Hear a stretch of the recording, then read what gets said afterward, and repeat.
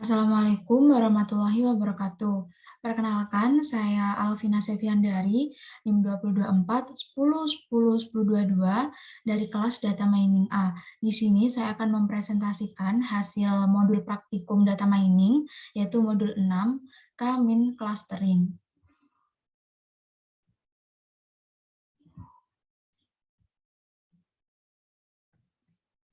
Selanjutnya kita masuk pada pembahasan atau pada soal.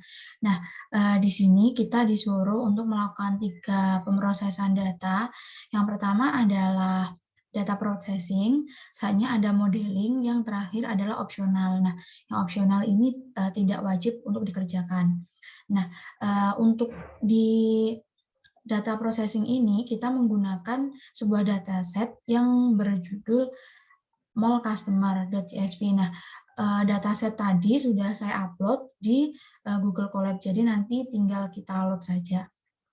Nah, pertama kita langsung masuk ke soal. Untuk melakukan processing data, pertama kita akan melakukan import library terlebih dahulu. Nah, di sini saya sudah menuliskan library apa saja yang nantinya akan digunakan untuk melakukan pemrosesan data. Yang pertama ada Pandas, ada NumPy, ada Seaborn, ada Matplotlib, dan ada Scikit. Nah, di sini Scikit processing ini digunakan untuk mengimport min-max scalar. Nah, min-max scalar ini digunakan untuk metode normalisasi min-max. Selanjutnya, untuk label encoder ini digunakan untuk normalisasi untuk encoding data. Nah, selanjutnya untuk matplotlib inline ini digunakan untuk memvisualisasi agar visualisasinya itu nanti bisa dicetak langsung di notebooknya. Nah, selanjutnya langsung kita masuk yang pertama, yaitu data processing. Soal yang pertama kita disuruh untuk load data atau load data CSV yang sudah kita upload tadi. Nah, tadi kan saya sudah upload data di sini. Nah, selanjutnya bisa di copy paste. Selanjutnya bisa dimasukkan dalam sini dan kita membuat sebuah variabel yaitu dfmol sama dengan pd.readcsv. Selanjutnya di sini adalah path atau lokasi dari dataset yang sudah kita upload tadi. Selanjutnya kita panggil. Nah, apabila sudah di-load, nanti akan muncul dataset seperti ini. Nah, dataset mall customer itu tadi ada 5 kolom atau 5 feature, yaitu ada customer ID, ada genre, ada age, annual income, dan spending score. Nah, setelah itu kita diminta juga untuk menghapus feature atau atribut yang tidak diperlukan. Nah, menurut saya atribut yang tidak diperlukan pada dataset ini adalah customer ID. Kenapa kok customer ID? Karena customer ID nanti tidak diperlukan di dalam pemrosesan data karena datanya bersifat unik atau tidak digunakan lagi. Nah, untuk menghapus customer ID itu menggunakan function drop. Yang pertama bisa kita df_mall.drop customer ID. Nah, customer ID ini adalah nama feature yang akan kita hapus. Selanjutnya menggunakan x1. x1 itu maksudnya semua kolom yang ada di dalam customer ID in place sama dengan true. Jadi ini merupakan digunakan untuk menghapus customer ID. Saatnya kita run. Nah, selanjutnya soal yang nomor 2 yaitu kita diminta untuk memeriksa tipe data pada setiap dataset. Nah, dengan caranya yaitu dengan df_mall.info. Nah, di sini nanti akan muncul tadi kan ada 5 kolom. Selanjutnya kan sudah kita hapus customer ID. Jadi di sini sudah customer ID-nya itu sudah hilang. Jadi hanya tinggal genre, ada age, annual income, dan spending score. Nah, untuk tipe datanya, untuk genre itu ada objek, annual income, age, dan spending score itu integer. Nah, karena genre ini tipe datanya objek, jadi kita harus melakukan encoding data yang ada di kolom genre. Karena tipe datanya objek. Jadi nanti tipe data objek tadi nanti kita akan ubah menjadi tipe data integer. Nah, selanjutnya kita akan melakukan encoding tipe data objek. Pertama, from sklearn input processing ini, kita memanggil function label encoder untuk encoding data dari tipe data genre tadi. Misalnya memanggil genre atau memanggil kolom genre pada dataset dfmol. Misalnya fit ini digunakan untuk mengecek kolom dan transfer ini digunakan untuk memasukkan hasil encoding data yang ada di genre tadi dimasukkan lagi ke dalam kolom genrenya. Misalnya kita print data hasil encodingnya. Nah, di sini unique ini digunakan untuk memanggil hasil encoding dengan nilai yang unik. Nah, saatnya kita print data kopinya menggunakan dfmol tadi yang sudah kita encoding. Nah, hasil encodingnya tadi adalah 1 dan 0, karena kan tadi di genrenya hanya ada male dan female. Jadi, untuk hasil encodingnya itu 1 dan 0. Nah, apabila sudah di load tadi, nanti hasilnya akan seperti ini. Nah, genre di sini kan berubah jadi 1, 0, 1, 0. Untuk 1 itu di sini kan ada male dan female. Nah, yang 1 itu adalah male dan yang 0 itu merupakan female. Jadi, ini merupakan dataset yang sudah kita encoding menggunakan yang sudah kita genrenya sudah kita encoding berubah menjadi integer. Selanjutnya, soal yang nomor 3, yaitu cek data duplicate dan data null pada dataset. Nah, kita menggunakan cek data duplicate itu menggunakan function .duplicate.sum. Nah, duplicate ini digunakan untuk mencari data yang duplicate, dan sum ini digunakan untuk menghitung banyaknya data duplicate yang ada. Saatnya untuk data nullnya sendiri, yaitu df_mol.isNull.sum. Nah, ini sama digunakan untuk mencari data null pada setiap feature, dan sum ini untuk menghitung. Nah, apabila kita run, nanti akan muncul seperti ini. Nah, jumlah data yang terduplikat di dalam dataset ini 0 atau tidak ada. Sedangkan untuk data null pada setiap feature itu juga tidak ada. Nah, di sini di genre ada 0, age 0, annual income 0, dan spending score juga 0. Selanjutnya, soal nomor 5, yaitu cek data outlier dan visualisasikan dalam box plot pada setiap feature-nya. Nah, yang pertama kita melakukan plt.feature fixed size. Nah, ini digunakan untuk merubah ukuran gambar sesuai dengan yang kita inginkan. Saatnya kita memanggil function boxplot, SNS boxplot data. Nah, data maksudnya ini data yang kita gunakan tadi merupakan data yang sudah kita encoding tadi. Nah, saatnya plt show. Outlier itu apa? Outlier itu merupakan titik di luar boxplot yang perlu kita handling. Jadi titik. Nah, apabila kita run nanti akan muncul seperti ini. Nah, di sini ada genre, ada age, annual income, dan spending score. Nah, ini merupakan outlier. Jadi outliernya itu ada di dalam feature annual income. Jadi feature annual income harus kita handling untuk menghilangkan outlier yang ada di sini. Nah, selanjutnya kita nomor 6, kita handling menggunakan metode EQR.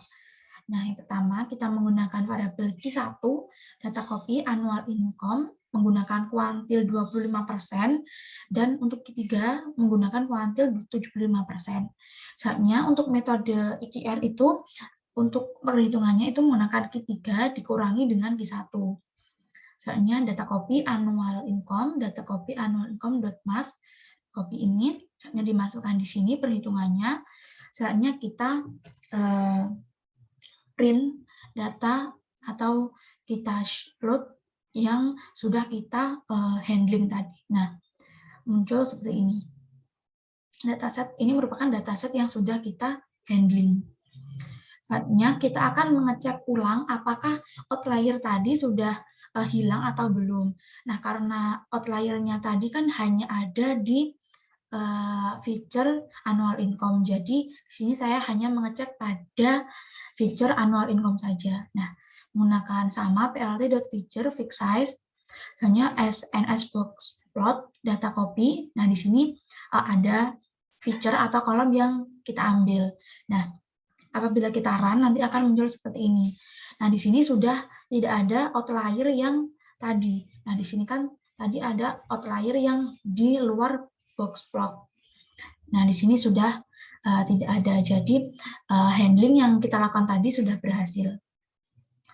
Selanjutnya, yang nomor 7 adalah visualisasikan korelasi antar feature dengan heat map.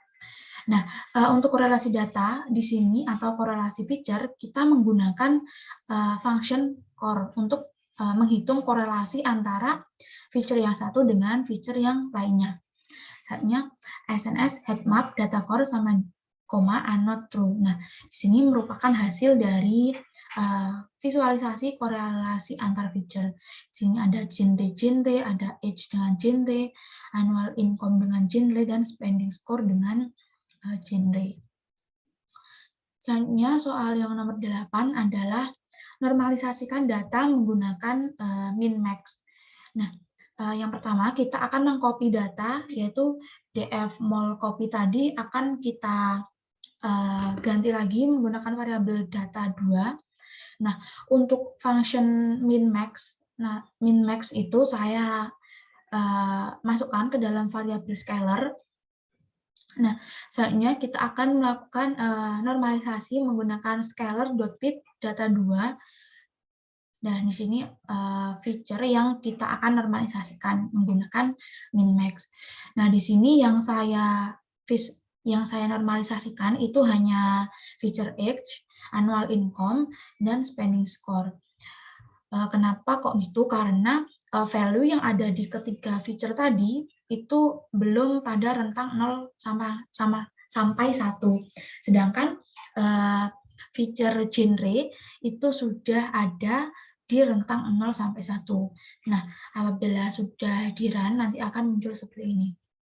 Nah, di sini sudah muncul genre, age, annual income, dan spending score dengan value-value yang sudah kita normalisasikan.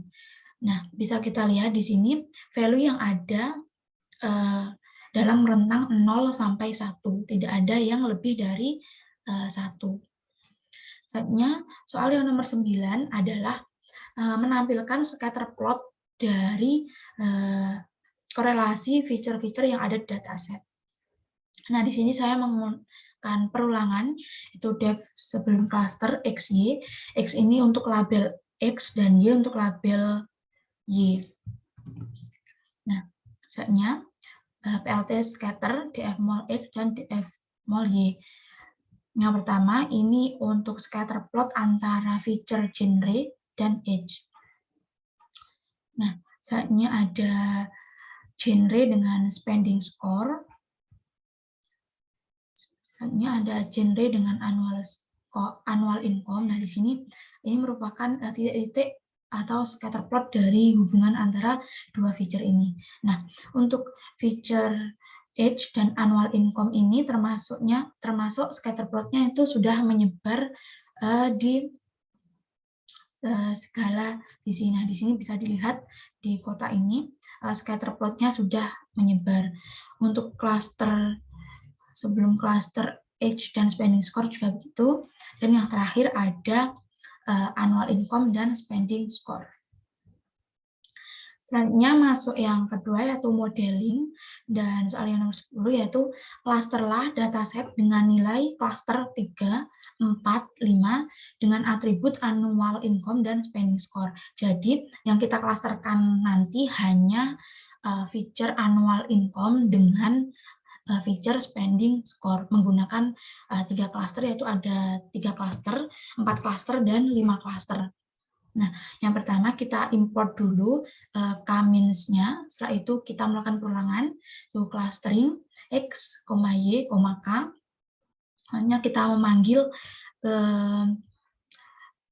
metodenya yaitu k-means and cluster, misalnya membuat variabel predict untuk melakukan prediction. Nah, di sini ada klaster 0, klaster 1, klaster 2, klaster 3, dan klaster 4. Nah, untuk membedakan klasternya, saya menggunakan warna merah untuk klaster 0, menggunakan warna magenta untuk klaster 1, dan menggunakan color green untuk klaster 2, color blue untuk klaster 3, dan color aqua untuk klaster 4. Nah, di sini saya juga melakukan clustering untuk centroidnya. Jadi di sini saya menggunakan color yellow dan marker bintang untuk melabeli centroid. Saatnya kita tampilkan menggunakan PLT Legend. Nah, soal yang nomor 11 adalah tampilkan scatter plot setelah clustering dengan centroid masing-masing. Nah, yang pertama ini adalah clustering 3 cluster. Itu clustering annual income dan spending score. Nah, di sini, yang warna merah ini merupakan cluster 0. Nah, yang kuning titik di tengah, bintang di tengah ini merupakan centroid dari cluster 0. Selanjutnya yang magenta ini cluster 1 dan yang hijau ini merupakan cluster 2. Selanjutnya untuk saatnya ada 4 cluster. Nah, di sini ada yang hijau, ada cluster 2, di sini ada centroidnya. Yang biru ada cluster 3, di sini juga ada centroidnya. Di sini juga ada magenta untuk cluster 1, dan yang merah adalah cluster 0. Selanjutnya untuk cluster 5, pengelompokan untuk 5 cluster maksudnya. Di sini ada yang biru, ini merupakan cluster 4. Di sini ada centroidnya juga. Di sini biru ada cluster 3, ada centroidnya, merah untuk cluster 0, hijau untuk cluster 2, dan magenta untuk cluster 1. Selanjutnya untuk soal nomor 12 yaitu tentukan K terbaik berdasarkan visual. Nah, menurut saya yang terbaik adalah cluster 5 karena letra centroid pada setiap klasternya itu berdekatan atau sesuai dengan klasternya masing-masing. Nah, di sini bisa kita bandingkan dengan yang klasternya 4. Nah, di sini kan ada warna hijau, ini merupakan klaster 2. Nah, di sini ada cluster, ada scatter plot yang ada pada angka 100. Sedangkan di sini ada scatter plot yang pada angka 40, ini merupakan cluster 3. Kalau bisa kita lihat, angka 100 ke dalam centroid ini lebih jauh daripada cluster 3 yang ada pada 40 ini. Jadi ini merupakan clustering yang belum efektif. Nah, kita bandingkan dengan cluster 5. Sini clusternya sudah terbagi dan centroidnya itu cukup berdekatan dengan masing-masing clusternya. Sini ada cluster 4, cluster 3, cluster 0, cluster 2, dan terakhir ada cluster 1. Jadi K terbaik dalam visual, berdasarkan visual itu ada pada cluster 5. Nah, untuk soal opsionalnya, di sini saya hanya mengerjakan nomor 13 saja, yaitu menggunakan elbow method untuk mendeteksi K terbaik. Yang pertama, saya menggunakan variabel feature untuk mengambil data pada data2.ilog.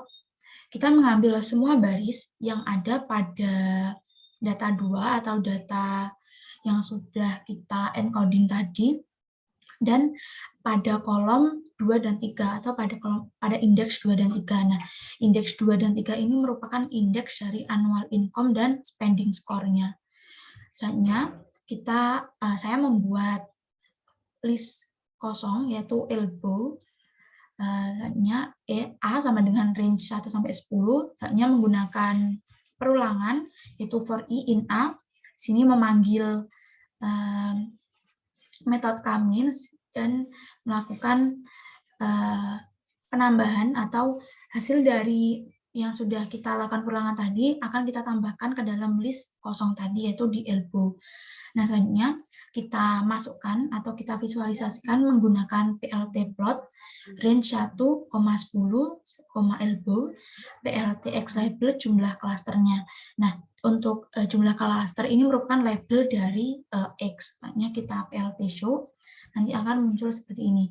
Nah, di sini bisa kita lihat ada sebuah garis dari atas sampai bawah. Nah, di sini kita bisa lihat K terbaik itu ada pada sebuah garis yang membentuk sebuah siku. Nah, di sini kita bisa lihat di sini 5 ini membentuk seperti siku. Jadi klaster 5 itu merupakan klaster terbaik menggunakan metode elbow. Mungkin sekian presentasi dari saya. Apabila ada salah kata mohon dimaafkan. Assalamualaikum warahmatullahi wabarakatuh.